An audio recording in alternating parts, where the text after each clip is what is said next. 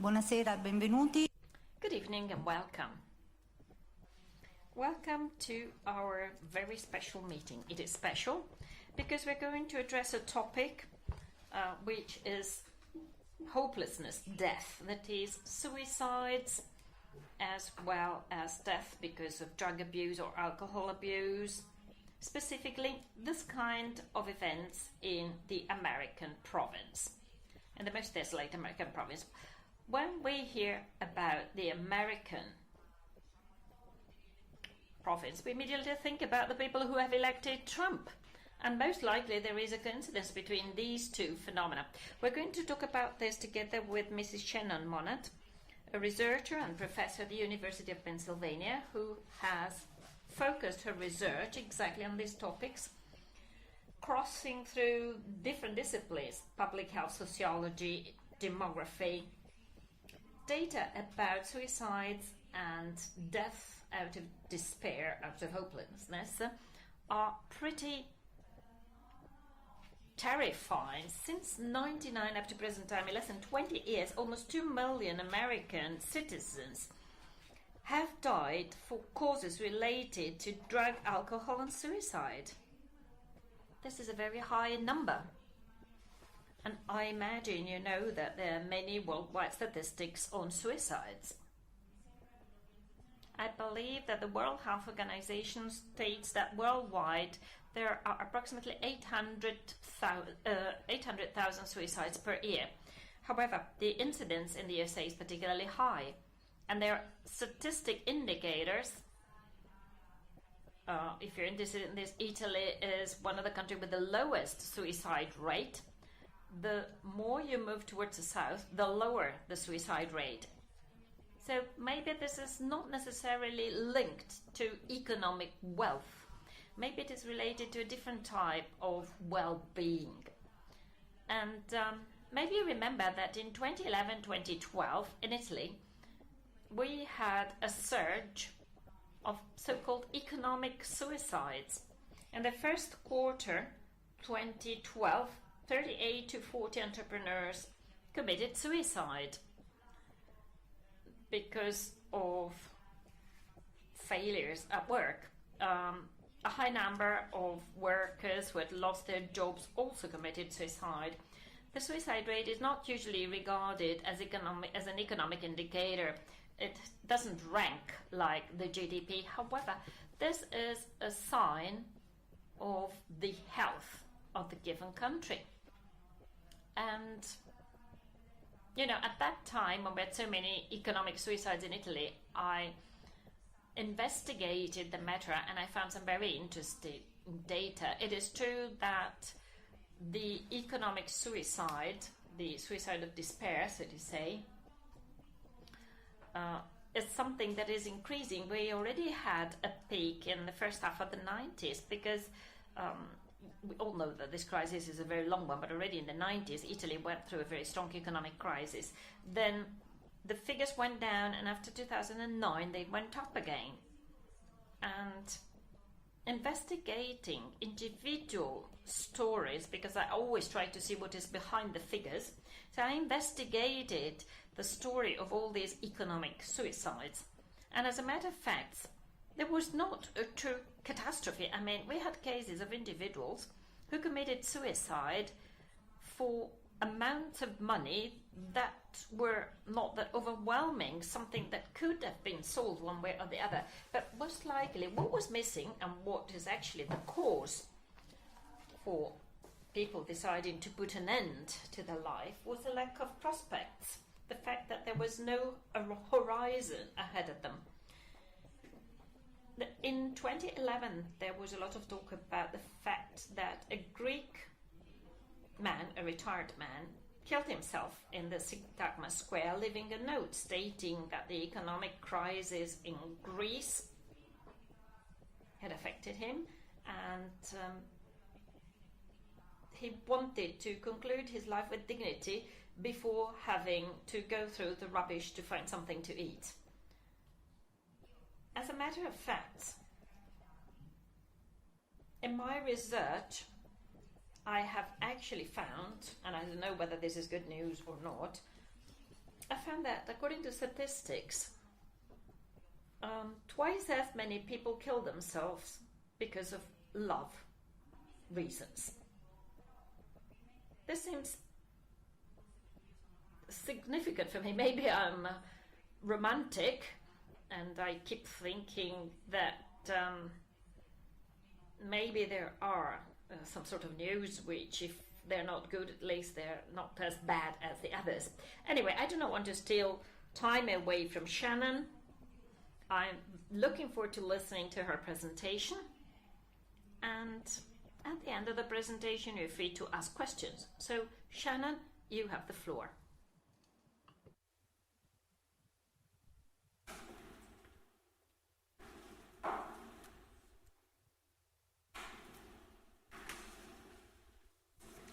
Thank you for that introduction, and thank you all for coming. It's a real pleasure to be here in this beautiful city. I've never been before. This is my first time, so it's really wonderful to be here. Today I'm going to be talking about a major public health issue in the United States, and that's what are commonly referred to as deaths of despair, deaths from drug, alcohol, and suicide mortality. Before I get started, I'd just like to thank my funders and others who have supported this research, including the Institute for New Economic Thinking, who brought me here today. Very exciting. I appreciate that. My objectives during this talk are going to be three parts. First, I want to describe demographic and spatial trends in U.S. drug, alcohol, and suicide mortality rates, these deaths of despair. Second, I want to identify the demographic, economic, and social factors that are associated with spatial differences, specifically differences across U.S. counties in these deaths of despair. And then third, I'll wrap up by describing how these deaths of despair were related to the U.S. 2016 presidential election, and specifically Trump's overperformance and Clinton's underperformance in certain parts of the United States during the most recent election. So part one. This chart shows the increase in the mortality rate from drugs from 1999 through 2015. What we see is that unintended drug-induced deaths in the U.S. have more than tripled since 1999, with nearly 50,000 deaths due to drugs in 2015 alone. The death rate from drugs has increased at a much faster pace than death rates from other causes in the United States. And in fact, the growth trend now is very similar to the growth trend of deaths from the HIV/AIDS epidemic in the late 80s and early 90s. Suicides have also increased by over 50% since 1999. And alcohol-induced deaths have increased in the U.S. by about 70% since 1999, with cirrhosis of the liver being the major contributor to the increase in these types of deaths. So together, drugs, alcohol, and suicide are responsible for over 1.5 million deaths in the U.S. since 1999. We can also break these deaths down like this, where we see unintended drug deaths are in green, the alcohol deaths are in purple, and suicides are broken down by whether they're drug-related, gun-related, or by some other cause. And what's interesting here is that gun suicides make up the largest contribution to suicide deaths in the United States. And suicides by drugs are actually a very low percentage of suicides in the United States. Now, when we add deaths where drugs or alcohol were not the underlying or the direct cause of death, but that contributed to the death in some way, we see that from 1999 to 2015, drugs, alcohol, and suicide contributed to about 2 million deaths in the U.S.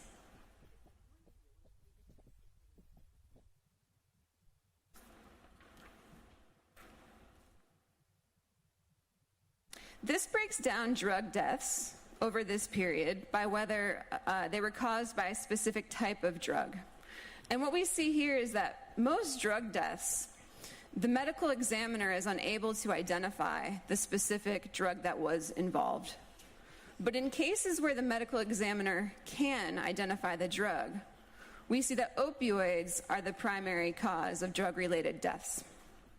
Opioids, of course, include heroin, prescription opioid pain relievers like oxycodone and hydrocodone, and synthetic opioids like fentanyl. The US makes up less than 5% of the world's population, and yet we consume the overwhelming majority of the world's prescription opioid pain relievers. We see there's been a major increase in deaths involving heroin since 2010, a major increase in synthetic opioid-related deaths since 2013. Synthetic opioids include fentanyl. It's an incredibly potent opioid, 50 to 100 times more potent than morphine, and it's often mixed into heroin or opioid pain reliever pills without the users knowing that it's mixed in there. Benzodiazepines get less attention from the US media or from politicians as a contributing cause, but as a contributing cause of death, they have been increasing. Benzodiazepines are sedatives. They're commonly used to treat anxiety or panic disorders or to help with sleep. And I would suggest we need to watch out for those as the next opioid. Now, the countervailing message in the US media has been that addiction does not discriminate. Though that's technically true, it's also true that certain demographic groups have much higher addiction rates and have much higher mortality rates from drugs, alcohol, and suicide. And it's also true that mortality rates from drugs, alcohol, and suicide are much higher in certain parts of the US than in other parts of the US. And this is important because it has implications for how we think about the causes of these deaths and how we should think about prevention and treatment.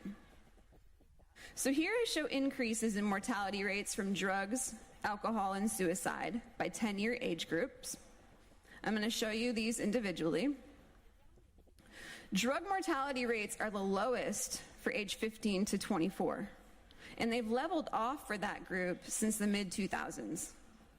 Rates are the highest for the 45 to 54 age group, but they're quickly catching up for the 25 to 34 and 35 to 44 age groups. For alcohol, age 55 to 64 has the highest mortality rates. And that really makes sense because the majority of alcohol-related deaths are due to cirrhosis of the liver. And risk of cirrhosis increases with years of heavy drinking. It's noteworthy how much of an increase there has been in alcohol-related deaths since 2008. Suicide rates are highest among the 45 to 54 age group, followed closely by the 55 to 64 age group. So this is not a young adult problem, right? This is a middle-aged adult problem in the US. Here I break down drug overdoses by age group. And when we do that and we examine the drugs involved, we see that heroin is present in a larger percentage of young adult overdose deaths, whereas prescription opioid pain relievers are present in a larger percentage of middle-aged and older adult deaths. So heroin use is much more common among young adults than among middle-aged and older adults. And despite more liberal prescribing practices over the past 20 years or so in the United States, many physicians are still hesitant to prescribe prescription opioids long-term to young adults, especially able-bodied young adults. So what happens is, in some cases, young adults may receive an opioid prescription from a doctor or a pharmacist for a surgery or an injury or a wisdom tooth extraction. And when they may have only needed a 1-week supply of this drug, they may have received a month supply. They took them all, and their bodies became dependent on this drug. That's one way that folks sometimes transition from prescription pain relievers to heroin.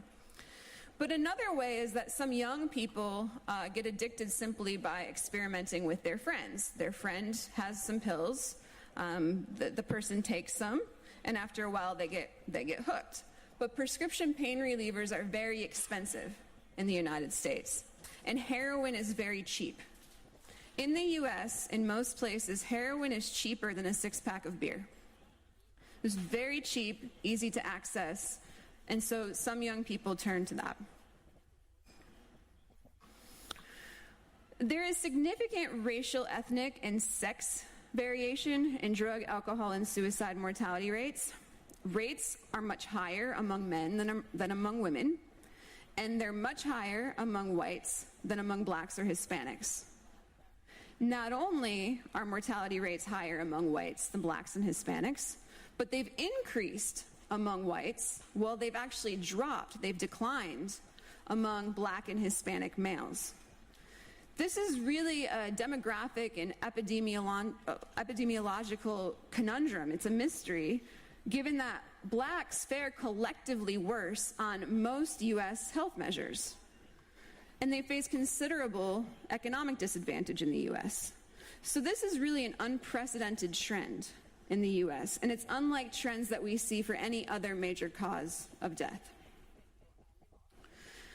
In their recent research, the economists Case and Deaton highlight these rising mortality and morbidity rates among middle-aged whites in the US, especially those without a 4-year college degree. And they attribute those increases mostly to drug overdoses, but also to suicides and to cirrhosis of the liver. Case and Deaton attribute this to a decline in wage returns to experience and to age. The longer we work in our jobs, the longer we're in the labor force, the higher our incomes are supposed to go. And that hasn't been happening in the US, especially for whites without a 4-year college degree. Case and Deaton pay less attention to geographic variations in these rates, in these deaths of despair. And that's what I'm going to focus on today. So here I show drug, alcohol, and suicide mortality rates separately by metropolitan status. Purple represents large urban, orange represents small urban, and green represents rural. Large urban counties in the US are those that are located in a metropolitan area with more than 1 million residents. So those are places like New York, Los Angeles, San Francisco, Washington, D.C. Those are large metro areas. Small urban counties are those located in a metro area of fewer than 1 million residents, smaller cities.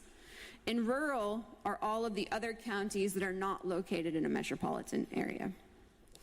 Now, suicide rates have historically been higher in rural versus urban areas, but drug mortality rates were once higher in large urban areas than in small urban or rural areas. But since the mid-2000s, mortality rates have been higher in small cities and rural areas than in large urban areas. This map shows the distribution of drug-related mortality at the county level in the United States. The red, orange and red are the highest mortality rates, and the blues are the lowest mortality rates. And we can see here clear spatial clusters of high versus low mortality rates. So addiction may not discriminate, but this is also clearly not a universally national problem in the United States. There are really high rates in places like Appalachia. This is coal mining country here. Oklahoma, large American Indian populations, large indigenous populations. Northern California, this is a very rural area of the country that has lost significant labor due to losses of jobs in forestry. And then there are very low rates in other parts of the country, including the Great Plains. This is heavy farming area. Okay? Lots of farming dependent economies in that area. And the rural South. Now this part of the country is fascinating because on any other health map you look at in the United States, this part of the country would be bright red. This is majority African American, majority black. Thank you. Majority black population down here. And on any other type of mortality, and on basically any health indicator, they have the worst rates.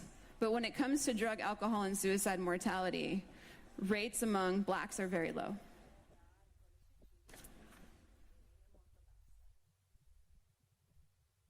Now, when we combine drug, alcohol, and suicide mortality together and map those, there are some similarities, but we also add really high rates in the West. Okay, these are very isolated areas, very rural areas. Suicides are high here. There's a heavy degree of gun ownership in that part of the country. Significant drinking in that part of the country. And large spaces of isolation where your neighbor might be 10, 20, 30 miles away. There isn't as much interaction in that part of the country. So those were the trends. Now for part 2, I'm going to talk about spatial variation and some explanations for that spatial variation in these trends. Drug, alcohol, and suicide deaths are not some random collection. They often derive from depression, despair, anxiety, hopelessness, chronic pain, and they're occurring within a context of declining health and declining economic and social circumstances among non-college educated whites. But they're also increasing at a time of declining mortality from other causes, including declines in mortality from heart disease, from most cancers, from motor vehicle accidents. So while rates of those types of deaths have remained stable or decreased, rates of drug, alcohol, and suicide deaths have increased. So that suggests that it's possible that the factors that are associated with spatial variation in drug, alcohol, and suicide mortality rates may be different from the factors that are associated with spatial differences in other types of death in the United States. So to put this into some context, I want to talk a little bit about this book written by journalist Sam Quinones. And he wrote about the opioid epidemic in the United States before anyone else picked up on it. To many in the US, this epidemic seems to have come out of nowhere. But Sam Quinones demonstrates that prescription opioids and heroin and the problems that contributed to their increase didn't just appear overnight. Instead, the current US despair problem has really been driven by this complex interplay of globalization and industrial restructuring, poverty, inequality, and policies that really favor the market over population well-being. J.D. Vance and sociologist Arlie Hochschild also get at some of these ideas about economic decline, cynicism, anxiety, stagnation, slippage. J.D. Vance writes about how years of decline in the working class and blue-collar economy led to this sort of collective, community-level downward mobility in Ohio, part of the industrial Midwest, formerly strong area of the U.S.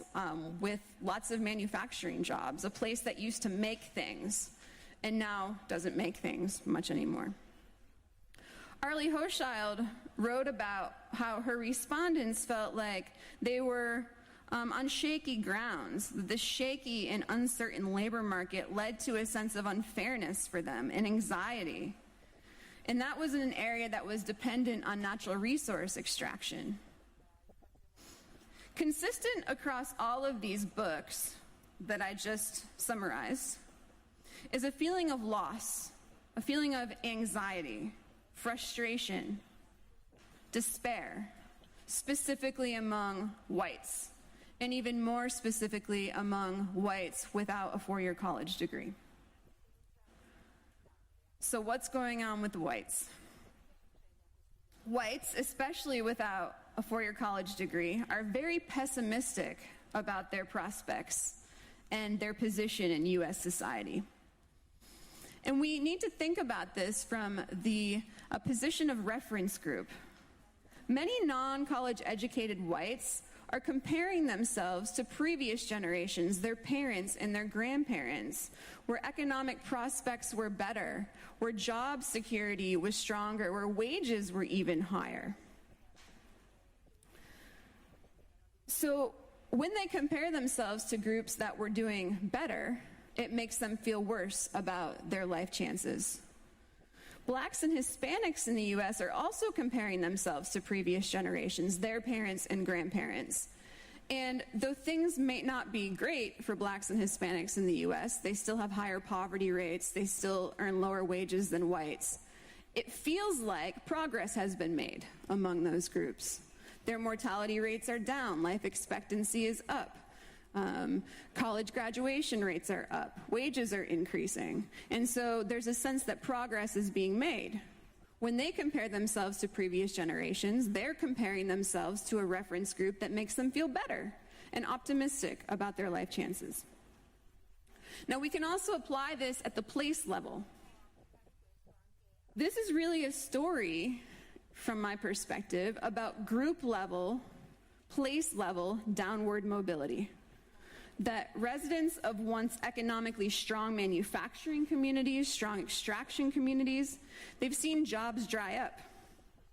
They've seen wages decline. They've seen social conditions decline, including increased divorce rates, increased rates of single-parent families, shutdowns of community centers, very few opportunities for interacting with their neighbors. And that has led to frustration, anxiety, stress, pessimism. And that makes those places vulnerable to drugs, to alcohol abuse, and to mental health problems that can lead to suicide. So when I think about all of this, I think about it from the perspective of landscapes of despair. That's the framing. Socioeconomic status, as anyone who studies health knows, is a fundamental cause of poor health and health disparities. Sociological research shows us that socioeconomic disadvantage increases risk of mortality from preventable causes, at least in part due to distress, hopelessness, lack of control over one's life. Now add on to that for the past 40 years, globalization, automation, and U.S. policies that favor the market over collective well-being have led to the replacement of good-paying manufacturing jobs and good-paying natural resource jobs with lower-paying and more unstable service work. These macroeconomic changes have led to place-level downward mobility in many places in the U.S. Not every place, but in many places. And that's most clearly observed through declining wages and declining household income.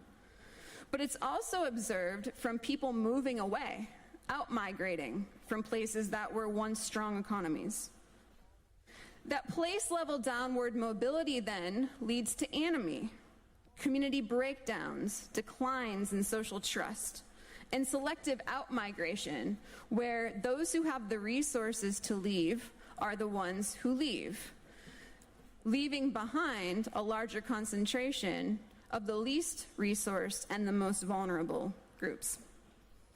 These processes then all work together to contribute to growing distress, despair, and hopelessness that can make people vulnerable to engaging in harmful health behaviors. Important to all of this is that these processes have been spatially uneven. They have not occurred equally across the United States. They haven't occurred equally even within states. So some counties within states are doing much better than other counties within states.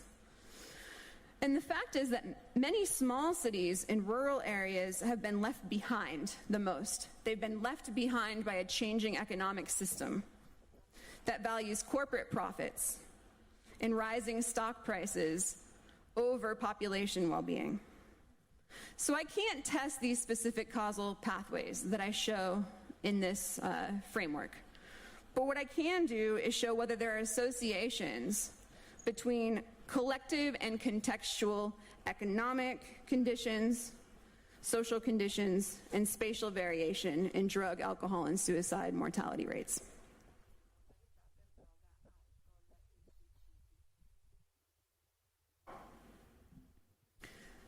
So I conducted an ecological analysis using county-level data. The dependent variable is the age-adjusted drug, alcohol, and suicide mortality rate among U.S. counties, pooled across a 10-year period, 2006 to 2015. Data suppression does not allow me to break down annually, so I cannot assess change over that time. Too many counties have suppressed information. The U.S. Centers for Disease Control suppresses mortality rates and death counts for counties with fewer than 10 deaths of any cause. Independent variables include a number of county-level demographic, socioeconomic, labor market, social, and healthcare infrastructure data that come from a variety of U.S. government sources. I use regression models where I log the mortality rate because the mortality rate is skewed, as you can imagine, so that reduces the skew.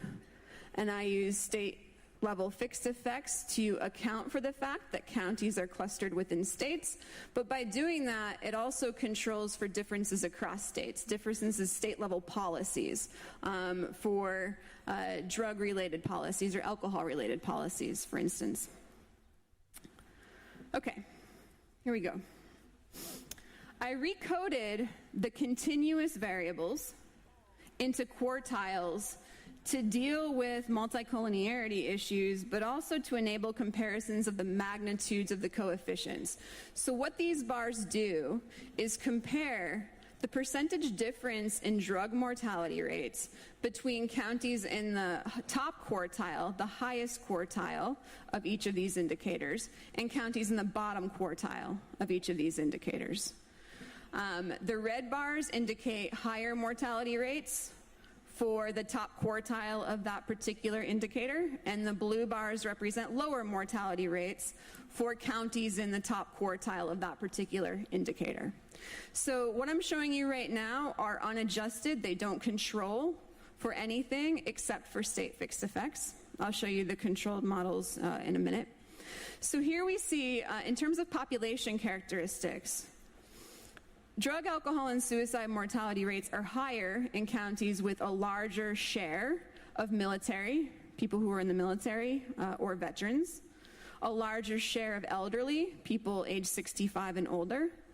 They're higher in counties with a higher share of indigenous population, American Indians, and they're higher in counties with higher shares of whites. They're lower in counties with higher shares of Hispanics and blacks. So those are the population level differences.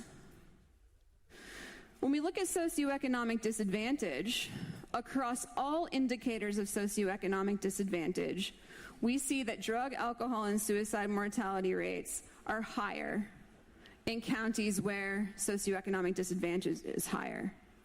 And these are sorted by magnitude. So percent without health insurance is the largest effect, percent unemployed and not in the labor force, percent with a work disability, percent receiving supplemental security income, which is a U.S. public assistance program for non-elderly who are poor and often disabled. The poverty rate, percent single-parent families, percent receiving public assistance, and percent without a four-year college degree.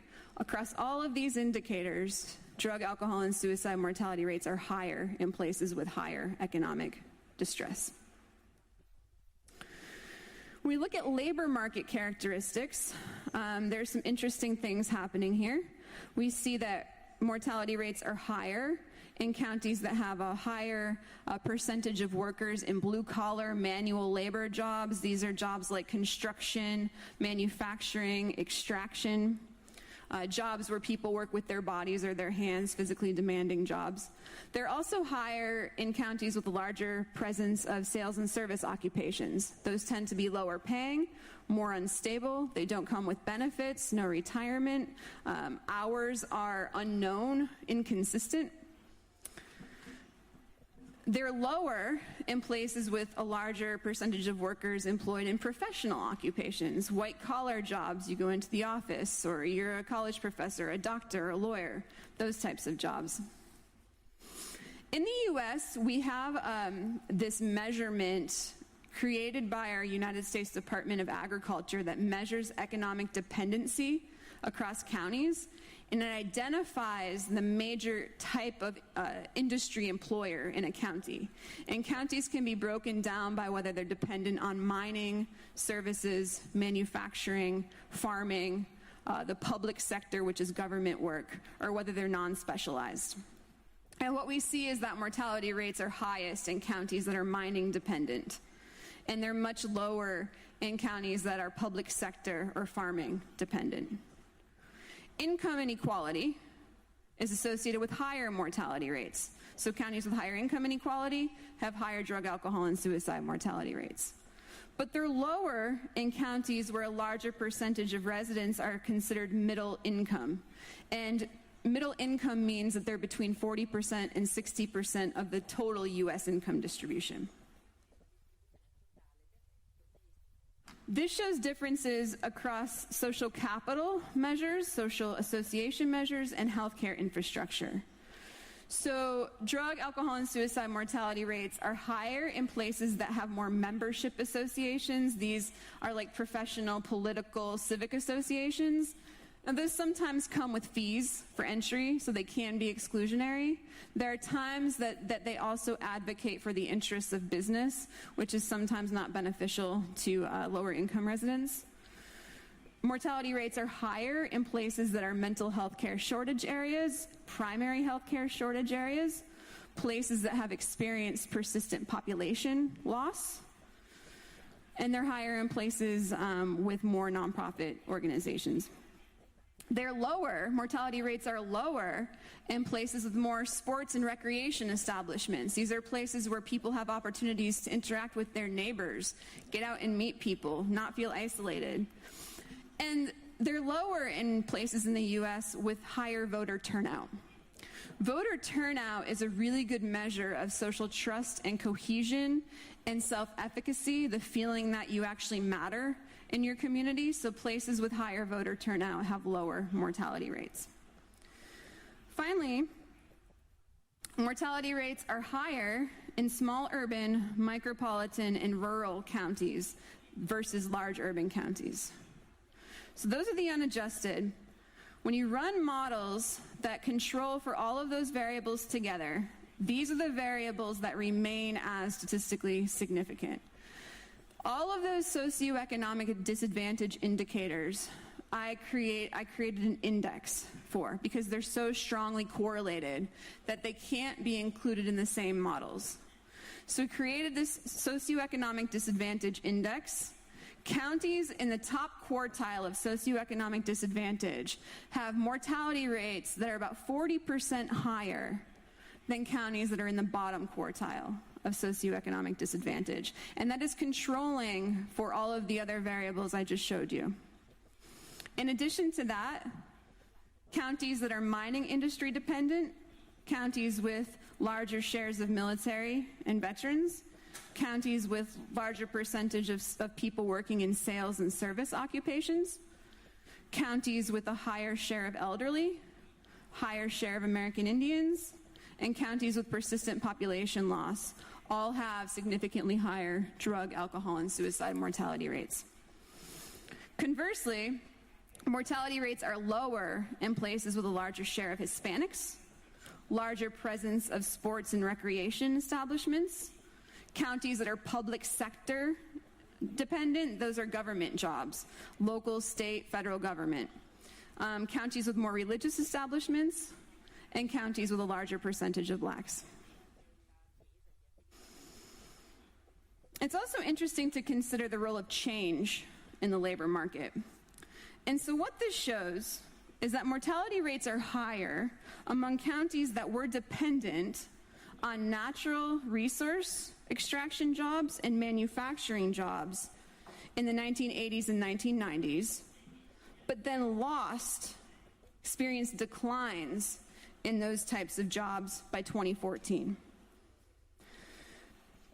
So in Model 1, which is unadjusted, it doesn't include any controls, we see that counties that were dependent on manufacturing but lost jobs between 1980 through 2014 have mortality rates that are about 6.7% higher than counties that were not manufacturing dependent and did not lose jobs. That's not that big of an effect, right? And it's explained away by adding demographic controls. And specifically, it's explained away by accounting for the percentage of the population that's white, because the majority of manufacturing loss has been in places that have large white populations versus large Black and Hispanic populations. On the other hand, compared to counties that are not natural resource industry dependent, counties that were dependent on natural resource industry jobs but then lost those jobs have mortality rates that are about 28.5% higher. And that significant effect remains through all controls, even in fully adjusted models. In addition, counties that experience median household income decline, about half of counties in the United States experience median household income decline. Counties where income declines, they have about 10.2% higher mortality rates. And that effect remains significant despite controls. So there are some limitations to those data. I'm going to move on to part 3 here in a minute. But the limitations are that because this is an ecological analysis that uses county-level data, I can't account for the characteristics of the individuals who died within each county. I don't know their race, their sex, their age.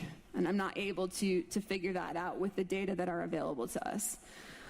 I mentioned data suppression earlier, the fact that the CDC suppresses rates for counties with too few deaths. And what that means is that I can't disaggregate rates by race or sex or age.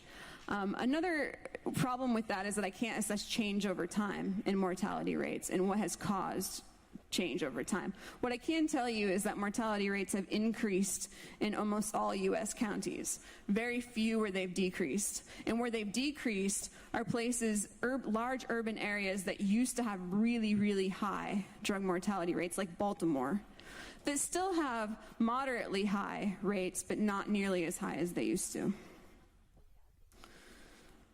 Okay, so part 3. This is the real exciting stuff.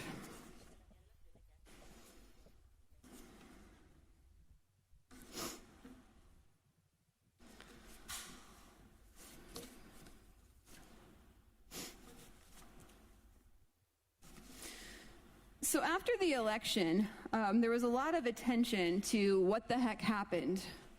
All of the polls showed that Hillary Clinton should have won. They showed her up by a pretty wide margin. And so it was surprising to a lot of folks when she lost. And it turns out that despite the fact that she won the U.S. popular vote by nearly 2.9 million votes, she lost 3 key states, perhaps 4 key states, depending upon how you want to count it. And so I was curious. I'm a demographer. People were frustrated and scared and didn't know what to do. And when I get that way, I just start doing data analysis, because that's my way of dealing with stress. So Hillary's loss, as I mentioned, really came down to a particular region in the country where Democrats have historically done pretty well. It's a region that we refer to as the industrial Midwest, also referred to as the Rust Belt. That region once had a really strong economy. Detroit was once among the richest cities in the whole country, at a time when New York City was among the poorest counties in the whole city, or cities in the whole country. But since the 1970s, manufacturing jobs have declined. in that part of the country. In fact, everywhere, but really in that part of the country. Unemployment has increased. Wages have declined, or they've remained stagnant, and health has been in decline. And that wasn't just a recession effect. That's been happening for 30 to 40 years. The recession exacerbated it, but it's been a long-term process. And Donald Trump performed quite well in that part of the country, or you could interpret it as Hillary Clinton performed quite poorly in that part of the country. And Trump won the election really based on that region, the industrial Midwest, because of the way our electoral college system works. So this is a scatter plot from a study I did shortly after the election. And what that study showed is that nationally, but especially in the industrial Midwest, there was a positive relationship between drug, alcohol, and suicide mortality rates and Trump's overperformance. He did better in places with higher mortality rates. And it wasn't just that he got a higher share of votes. Republicans tend to do well in places that have worse health, worse economies. But it was that he performed even better than Mitt Romney, the 2012 Republican candidate. So when you hold that at baseline and you take the difference between Romney's performance and Trump's performance, you get this measure of Trump overperformance. And Trump overperformed the most in places with the highest drug, alcohol, and suicide mortality rates. Now, when you dig deeper into that, you see that it's not just deaths of despair, but he did better along all kinds of measures of despair, including economic distress, poor health overall, low educational attainment, and percent separated and divorced. On each of these measures, Trump performed better, overperformed Mitt Romney the most, in the most distressed places. If you break down a whole litany of variables and examine Trump's overperformance across all of these indicators, these are ranked in order of importance, magnitude of coefficient, they're standardized coefficients. We see that he overperformed the most in lower educated places, places where fewer people have a four-year college degree. But in addition to that, we see that there are multiple measures of economic, social, and health well-being that were very important, including disabilities. He performed better in places where a larger share of the working age population have some functional disability. He performed better where there's a larger share of vacant housing units. He performed better in places with a higher percentage of the population is separated or divorced. Measures of isolation, distress, despair. Perform better in places that are more reliant on disability income, where poverty is higher, where unemployment and not in the labor force rates are higher. But he performed less well, performed worse than Romney in places with more religious affiliations. And, of course, places with larger shares of non-Hispanic blacks, Hispanics, and foreign-born.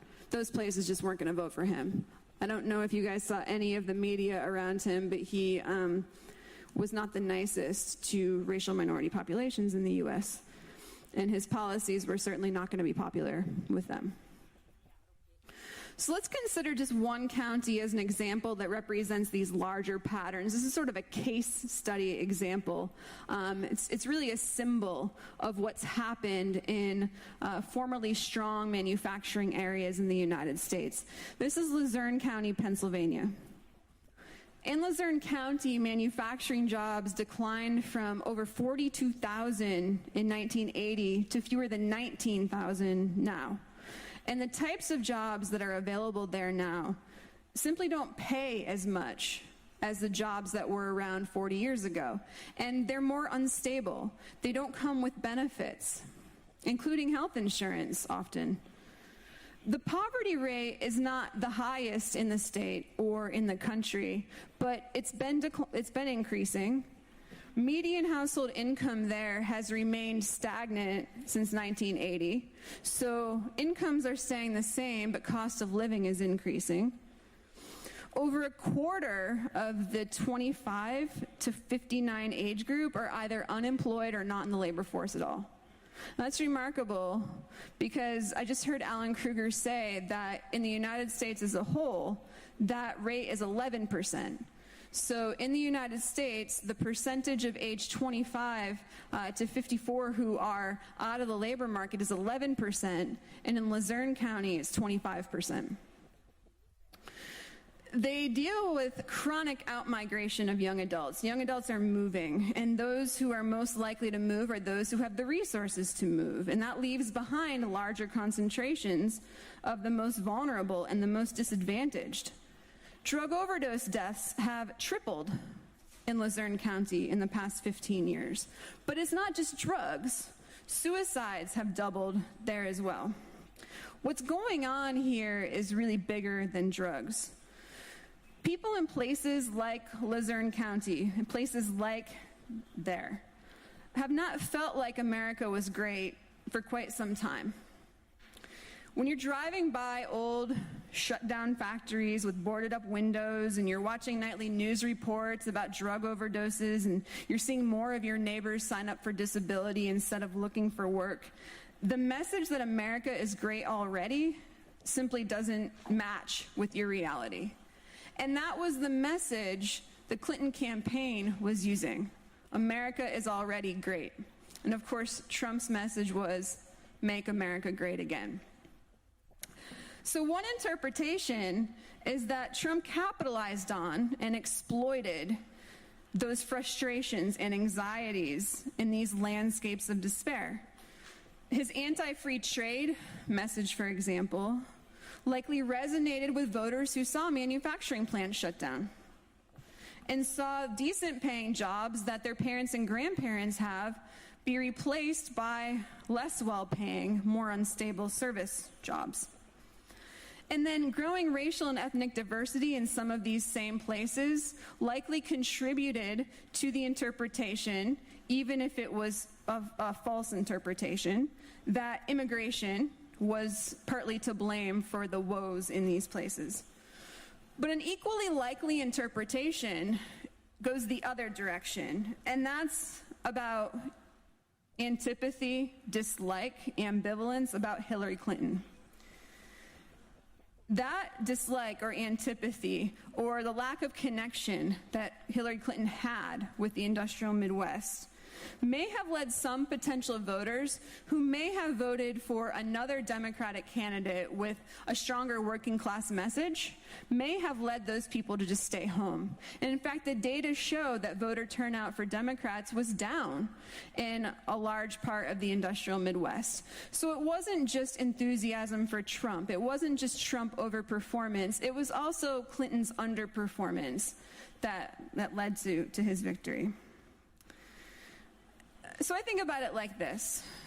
Just as decades of decline in secure and livable wage jobs, resource disinvestment, social decay, just like those things have made some places in the U.S. vulnerable to opioids and other drugs, those same forces made those same places vulnerable to a candidate like Donald Trump, who proposed a quick fix message. And in the U.S., we love quick fixes. It's part of the issue of our medical system. It's part of why the opioid epidemic became so big, because we try to fix everything quickly. In the case of opioids, we try to fix it with pills. One of the things that we have to remember about all of this is that drug, alcohol, and suicide deaths represent only a very small fraction of people who are suffering from substance abuse and mental health diseases and disorders. And the effects ripple beyond those who die or who are addicted, to include family, friends, first responders, service providers, employers. I have a picture here from a Facebook, not a friend, but a friend of a friend, and this was being shared a couple of months ago. And what it says is, I watched as my husband carefully and gently carried him out of the funeral home. This is my son, and this is what heroin did. And it's a baggie of ashes, and this is a funeral home. And what struck me about this picture is that this is a funeral home near my hometown where my grandmother had her funeral, and so it sort of hit home. And so the point is that it's not like drug addicts were the ones who were going out and voting for Trump, right? That opioids, these deaths of despair, are sort of canary in the coal mine. They're symptoms and symbols of much larger problems. And in these places, drugs and the related despair are affecting everybody. We are seeing increases in children who are being removed from their homes and placed into foster care. The foster care system is now overburdened in the U.S. Because parents are addicted or they're overdosing on drugs.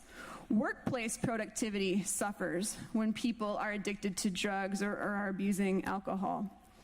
First responders and emergency department personnel are overwhelmed by overdose calls that they're getting, and so those are costs to us all. As I said, these deaths are symptoms of much larger social and economic problems that go well beyond drugs in the U.S. They're a symbol of our crisis in population health.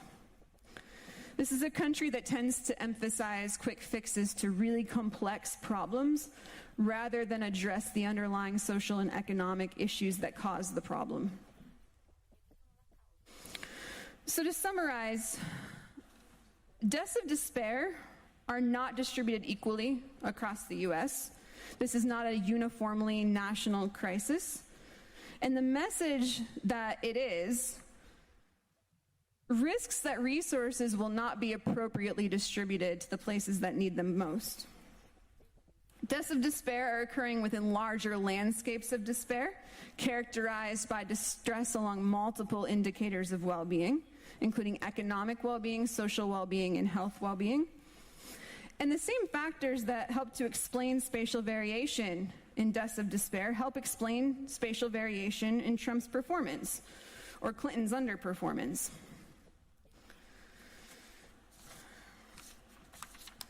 So moving forward, we have to come to grips with the fact that in the US, our problem is bigger than opioids. It's even bigger than Donald Trump. All of our institutions have contributed to getting us into this mess. Deaths of despair are occurring within larger landscapes of despair, characterized by distress across all of these measures. Our individualistic, go-it-alone attitude. John Wayne. Anybody heard of John Wayne? A very individualistic, meritocratic attitude. Whites in particular in the U.S. embrace this ethos of individualism, and that might partly explain such high rates of deaths of despair among that group. When things start to fall apart, when you lose your job or your wages decline or you go through a divorce, going through all that alone is not all that successful. It contributes to isolation and depression. So this idea that we're all in it by ourselves and only the strongest survive contributes to isolation and despair in the U.S. I especially like this cartoon, which is a rowboat, where the people up here at this top part of the rowboat are saying, thank goodness the hole is at their end, while the people on the bottom are bailing it out. We have a habit of that kind of thing in the U.S. The reality is the consequences of deaths of despair and of Trump affect us all, whether we personally know of someone who's dealing with addiction or mental illness. This is a population health issue, and until we are willing to invest the time and energy and resources into addressing the underlying economic and social causes of these issues, I am afraid that these death rates are going to continue to increase. So now I'm happy to take questions.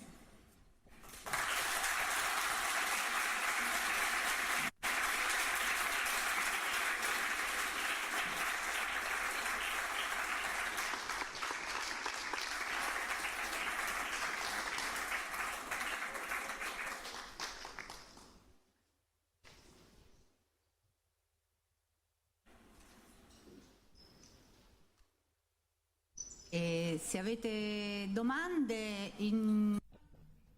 Any question? Well, while we wait for the audience to make questions, I'd like to ask you a question. Well, I took a message from your presentation, and I don't know if it is correct. Can we say that it is impoverishment that kills more than poverty? Because I was very much struck by the fact that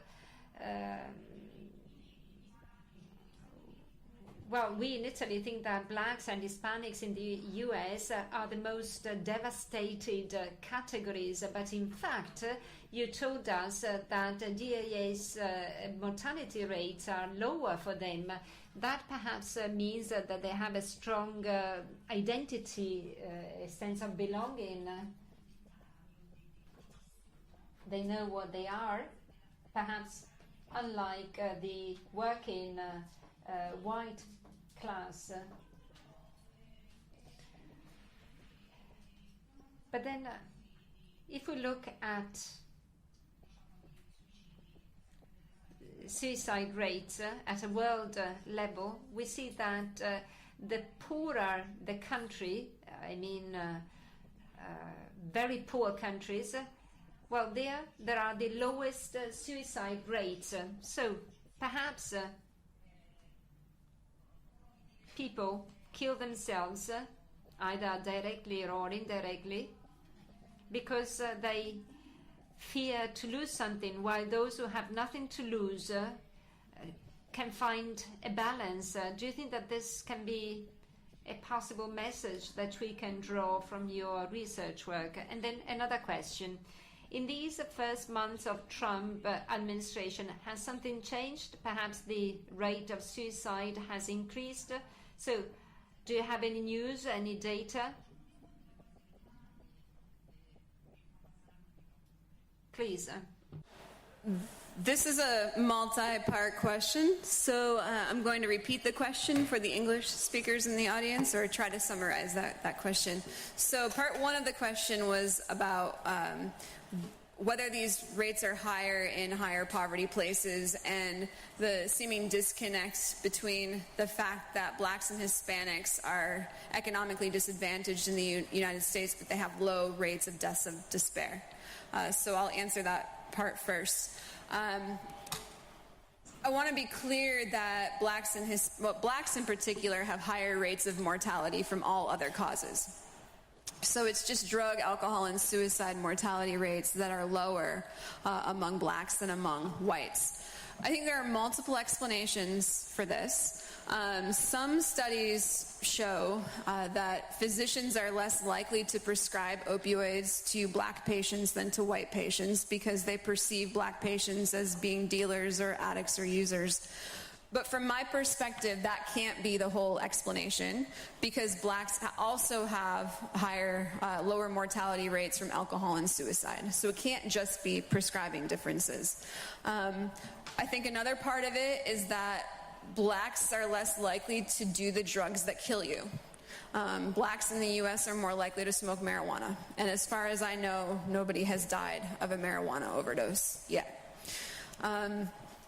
I think a third factor is that blacks and Hispanics have been living in economic disadvantage for several generations. There's nothing new about that for that group. And they've learned how to cope with it in some way. And part of that coping is this community collective level support that you mentioned. Blacks and Hispanics tend to have stronger kinship networks than whites have. They have more social support. Whereas this group of non-college educated whites are really coming to grips for the first time, really, with the fact that not working hard isn't enough. Working hard isn't enough to achieve the American dream. And this is really the first time that's happened to that demographic group. So that's why for me it's a story of downward mobility. It's a story of loss compared to what life used to be like. The second part of the question was about whether suicide rates have increased since Trump took office. We don't have the data to know that yet, but I'm certain that will be on our radar to look at. The most recent publicly available data are from 2015, so I'm afraid we're going to have to wait a couple of years to see the Trump effect. But I will say, speaking to doctors anecdotally, what they consistently say is that they have more people coming in to see them for anxiety and depression since Trump was elected.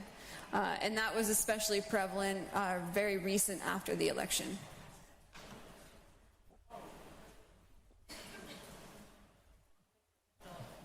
È molto interessante. Well, very interesting.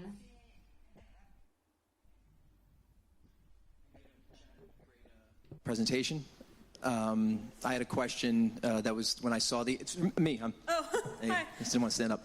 But when I saw the high mortality rates of whites versus blacks and Hispanics, I think maybe there's a couple factors that maybe looking into would be part of the reason. First of all, if you look at gun ownership of whites versus blacks and non-Hispanics, it's nearly double. So you put a gun is more likely to be in the house of a white. Whites are 50% more likely to have medical insurance coverage, which means that they have access to go to the doctors and get opioid medication to start this spiral. You know, you take the opioids, you have a gun in the house. And then finally, the really high incarceration rates of blacks and Hispanics takes away a percentage of the population that potentially could be at risk and puts them in a jail where actually, less likely they would be able to overdose and shoot themselves and do all those kind of things. So I think those are three factors. I know they weren't part of your demographic study, but would you agree that maybe those are contributing factors to why there was such a higher number of white mortality through deaths of despair versus blacks and non-whites? Yeah, thank you for that question. Let me start with the part about incarceration. So I initially thought of this, but it turns out that drug overdose rates are incredibly high in prisons. In a California prison that I had in my notes, but now I can't remember which one, the drug overdose rate is 2 times higher than the rate in other counties in California. So I don't think the incarceration component would have much of an effect on that, because it turns out that drugs are really easily accessible in prison. And you have lots of reasons to want to kill yourself in there. The gun ownership issue I definitely agree with, and you can see by looking at the map that the part of the country that is incredibly white and vast and rural is the part that has very high suicide rates. And as we know, the majority of suicides are gun-related suicides. The challenge with that is finding county-level data to be able to incorporate into the analysis. Might be able to get gun sales data, but as we well know, sales do not always occur where the actual ownership occurs, especially in the U.S., where people want to hoard as many guns as possible, and so they go to gun shows in different states, and they might live 2 or 3 states away. And then the third was about access to health insurance, access to health care. So I think that's a possibility for opioid-related deaths, but as I mentioned, this group also has higher rates of alcohol-related deaths and suicides. So presumably, if they have that access to health care, then they should be using that for alcohol-related problems or for mental health problems. And if we're also we're also thinking about that as a cause, then blacks in particular have high rates of Medicaid use, and that would mean that they would have sort of equal access to health care.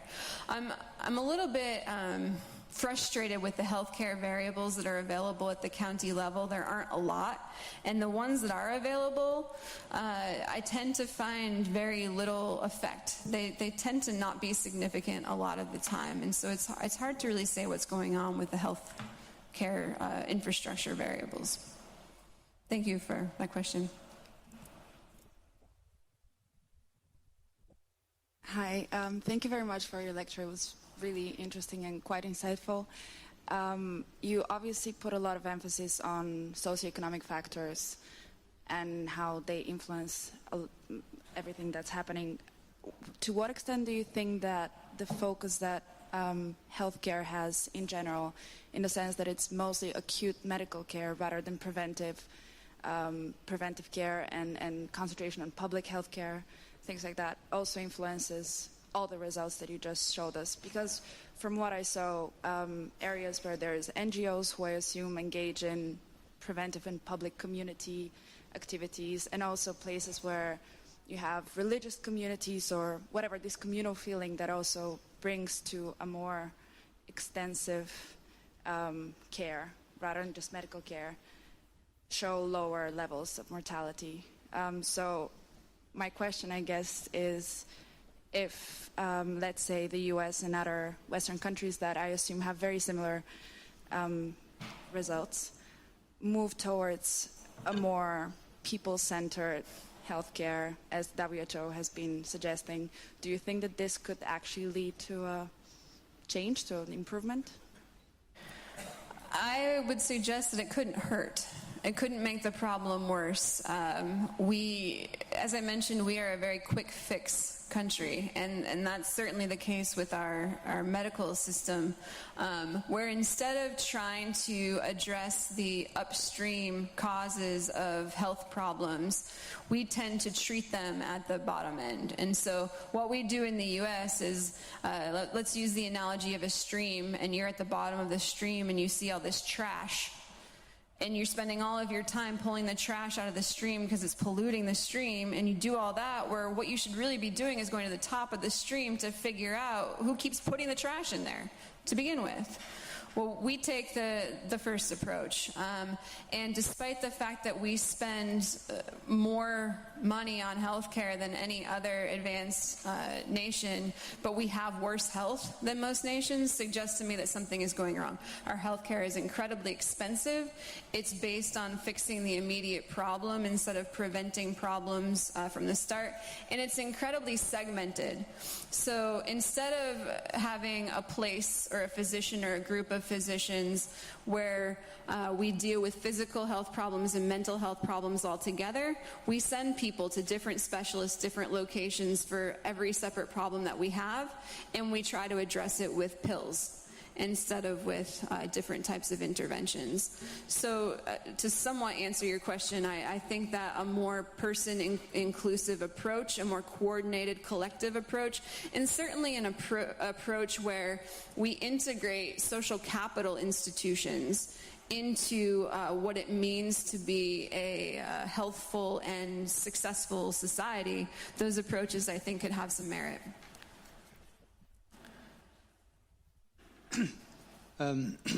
Considering the low voter turnout rate in the United States, does all these people that you studied, these categories, did they all go out and vote for Trump? Could you be more specific? Which people? Well, no, the alcohol, the opioid, people who are using? Categories that you studied. No, so what I'm not saying is that addicts and alcoholics are the ones who went out and voted for Trump. What I can't see in the data is in the counties which people voted for Trump. What I can see is that counties that have more despair collectively are counties where Trump overperformed the most.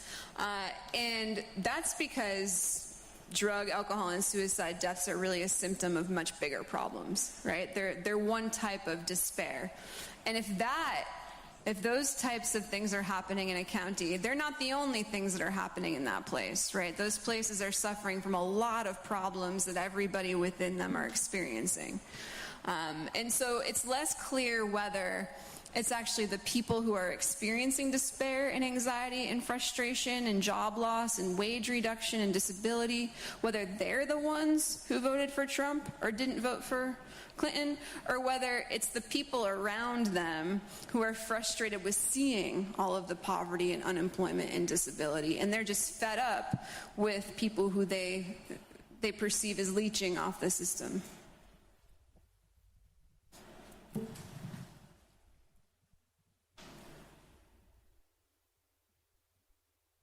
I have a question. Do you think Bernie Sanders would have won the election against Donald Trump? I'm so glad that you asked that. I keep trying to put that out there as a hypothesis, and of course I have no empirical support other than to say that the places where Bernie Sanders won the primary against Hillary Clinton are the same places Donald Trump won and wasn't supposed to win.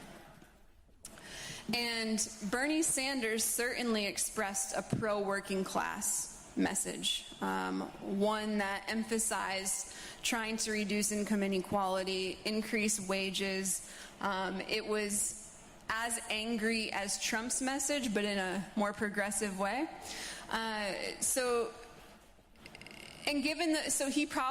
Bernie Sanders probably wouldn't have won some of the places Hillary Clinton did, but that might not have mattered. Because if the Democrat had won Pennsylvania, Wisconsin, Michigan, Ohio, which are places that Bernie Sanders did really well in the primary, then that's what would have won the election. So I think so, but it's just conjecture.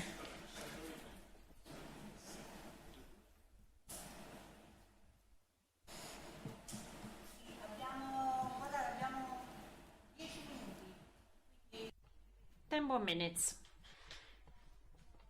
So if you have a couple more questions, or maybe one last question. Presentation was very interesting. I find your story of the fact that the US likes quick fixes more than other countries incredibly diplomatic. I would formulate it a bit differently, that there are concrete political interests in the US Congress that essentially prevent the US from having a universal payer healthcare and reform the healthcare system in such a way that you don't get this drug use and that you get a better healthcare for everyone. So I would encourage you to, although I guess that doesn't help with getting research money, but I would encourage you to be a little bit more straightforward and aggressive in your policy conclusions.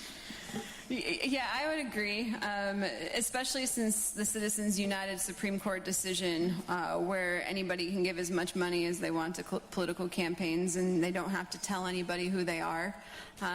It's pretty clear, well, it's been clear for a while that corporations run politics in the United States, and big pharma plays a major role in politics in the United States. One of the things I didn't talk about, but that is important to the whole opioid epidemic, was the role of big pharma in pushing prescription opioid pain relievers on populations, and in fact told their drug reps to heavily market Oxycontin, which was an extended release, highly potent oxycodone pill, to heavily market that drug in places that had a high concentration of manual laborers, places like extraction industry towns and manufacturing towns. And so those are the places where you see the first pill mills pop up. These pill mills are places where doctors would prescribe Oxycontin and other opioids with little diagnosis, little follow-up. You come in with a few $100s in cash and the doctor would give you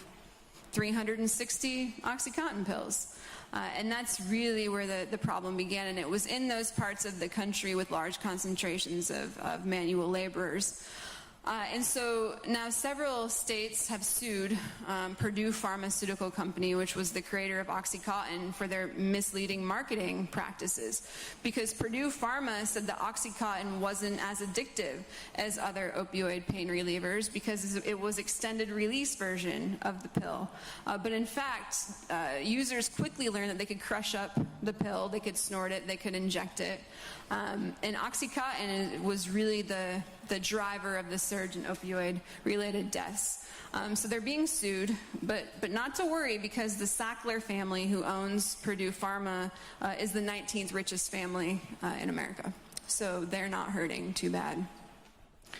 But yes, you're correct. Corporate interests are, they created the quick fix mentality because it's in their best interests.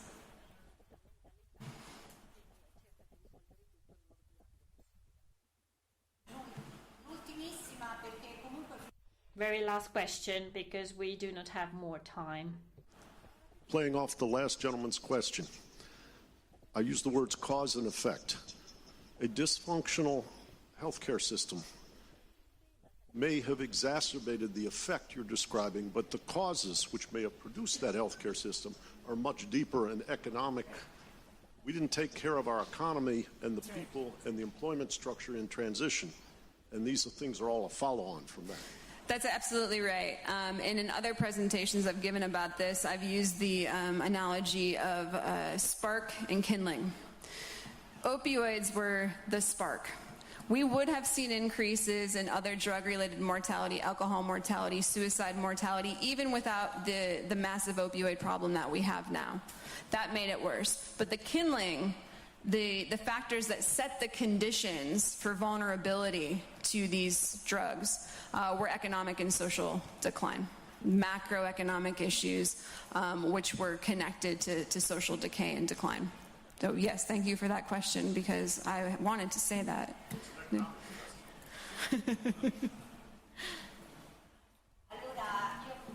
Penso che Well, very well. I believe we have to close now. I would spend the whole evening listening to Professor MONNAT, so thank you very much for being here. Congratulations. Your presentation was really very, very interesting. Thank you very much. Thank you very much to all of you. Thank you very much also from the interpreters.